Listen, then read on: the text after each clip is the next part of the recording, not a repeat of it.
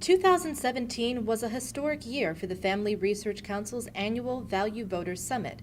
The event, held in Washington, D.C., as in years past, was attended by numerous conservative politicians and pundits. However, notable this year was a speech by President Donald Trump, marking the first time a sitting president had attended the summit. President Trump spoke Friday morning to a packed house, discussing mainly the role of faith and community in the American way of life. Religion, specifically religious liberty, was a hot-button issue that continued throughout the event.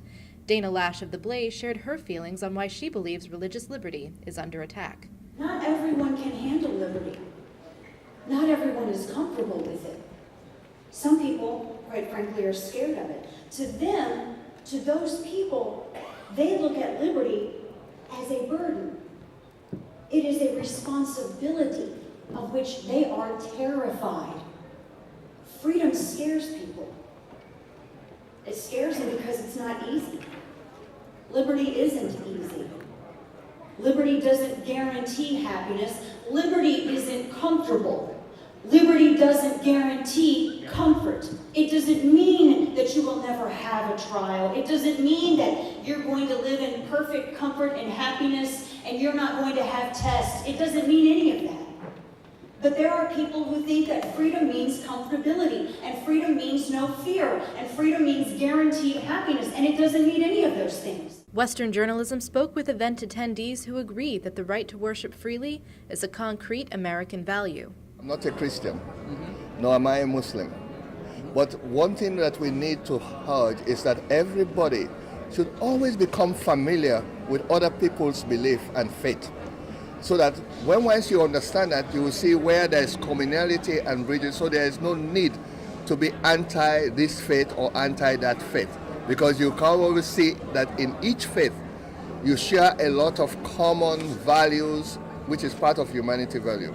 I came here in 1967, and one of the reasons I chose to come here instead of going to the Soviet bloc was because the freedom to think, to associate, to share and exchange, to have constructive confrontation about things that you disagree with so that you could win other people to come to your side, and you don't have to hate anybody, you don't have to use violence. Another reoccurring topic at this year's event was a clear disdain for the GOP establishment and support of insurgent candidates in state elections.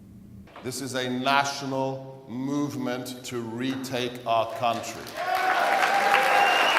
Think about the Republicans who supported Donald Trump and continued to support his populist agenda, the agenda that I outline in Billionaire at the Barricades, my new book. It's a nationalist agenda. You heard Steve talk about it. It's America first. It's policies that work for the people.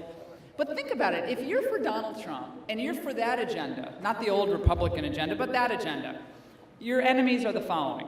They've declared war on you. Antifa, you know, the fascist group. They call it anti-fascist, but it is most fascist. La Raza, the NFL anthem squatters. They don't much like you. Most of the press corps, they're, of course, against us. Most of the entertainment industry, because we know they are the moral arbiters of our time. The Democrat machine, still run by the previous administration. And of course, let's not forget the Never Trump globalist GOP and the consultancy and pundit class, including, by the way, on Capitol Hill, all those senators who, if their primaries were held today in their home state, they would be sent packing. But there's a time and season for everything. And right now, it's a season of war against a GOP establishment.